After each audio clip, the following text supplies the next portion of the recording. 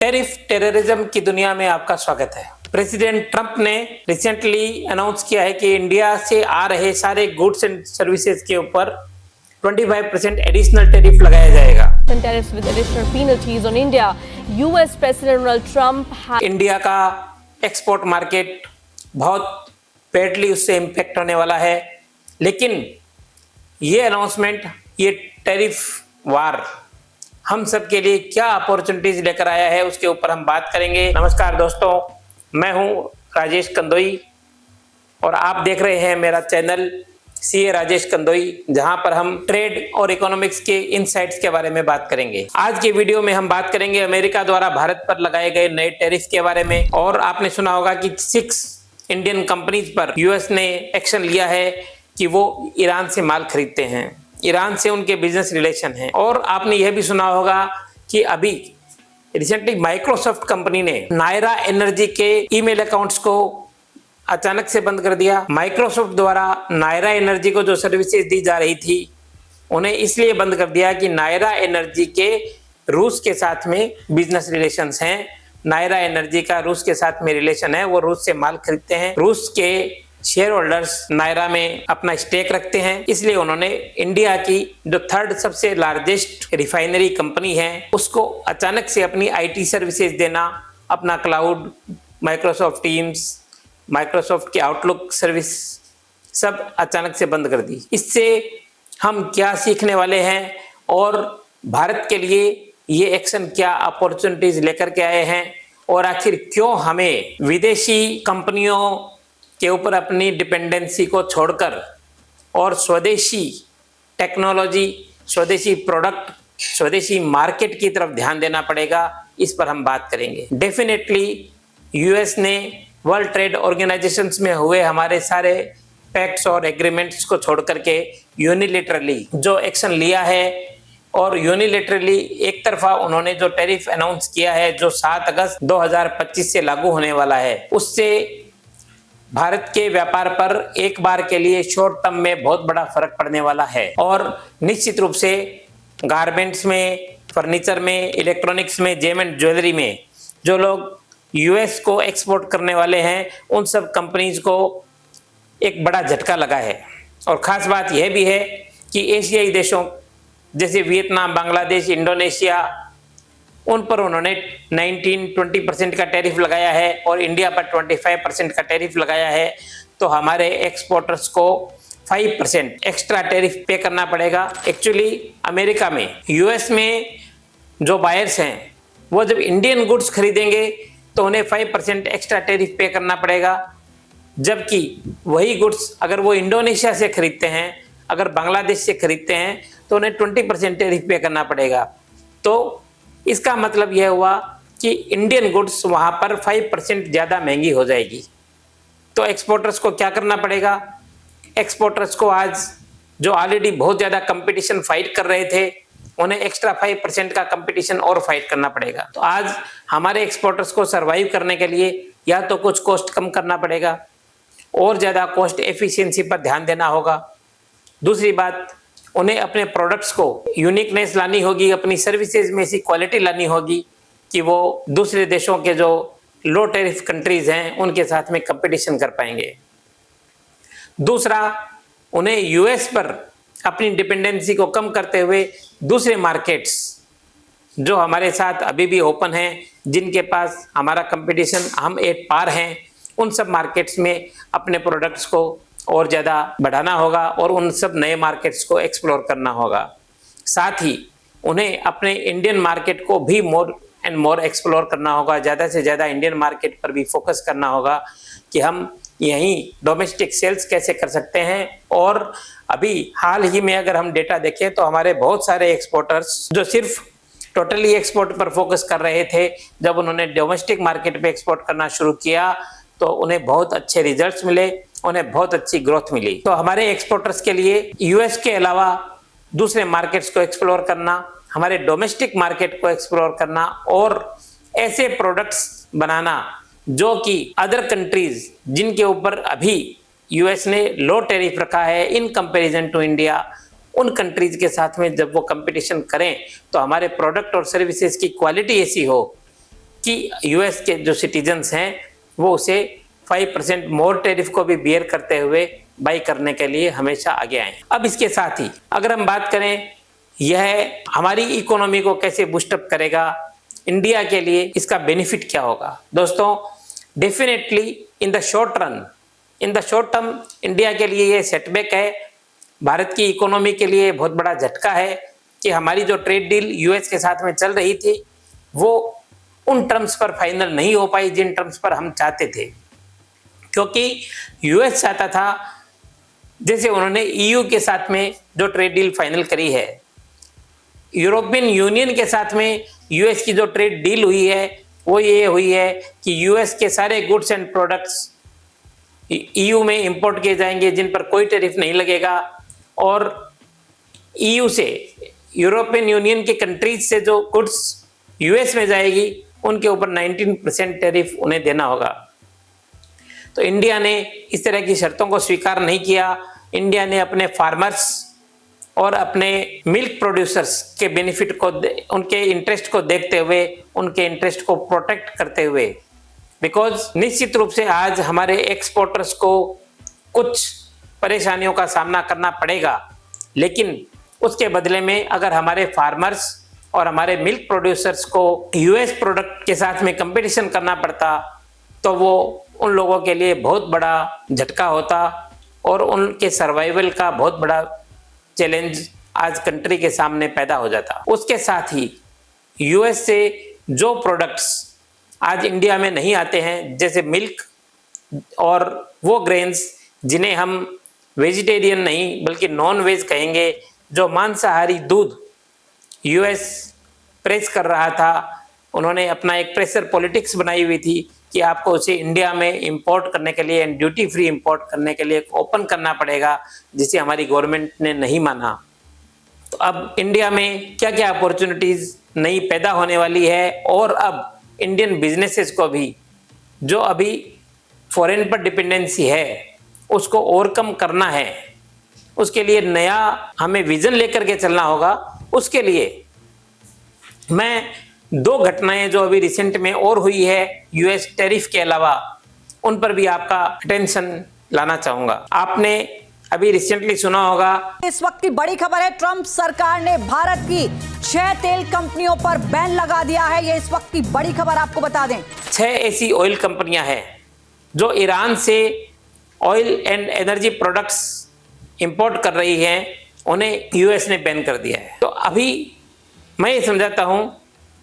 कि यूएस और अदर जो यूएस की कंपनियां हैं वो आज ट्रेड के माध्यम से अपनी पॉलिसीज को हमारे ऊपर थोपना चाह रही है। अगर उन्हें बिजनेस टर्म्स पर किसी कंपनी से इंपोर्ट करना है तो वह कंपनी कहां से अपना माल सोर्स करके आ रही है उससे उन्हें कोई बहुत ज़्यादा फर्क नहीं पड़ना चाहिए था। उस कंपनी में कौन लोग शेयर होल्डर हैं, वो किस कंट्री के हैं, उससे उन्हें उसके अंदर में नहीं जाना चाहिए था और ट्रेड टर्म्स के ऊपर में बात करनी चाहिए थी।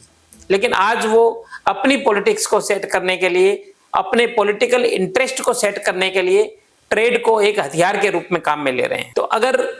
इंडिया की कोई कंपनी ईरान से परचेज करती है और यूएस में उसको सेल करती है तो यूएस ने कहा कि हम इन 6 कंपनियों को बैन कर देंगे, बिकॉज आप ईरान से परचेज कर रहे हो और ईरान यूएस के गुड लिस्ट में नहीं है। आज नायरा एनर्जी करके इंडिया की तीसरी सबसे बड़ी रिफाइनरी है, तो वो माइक्रोसॉफ्ट के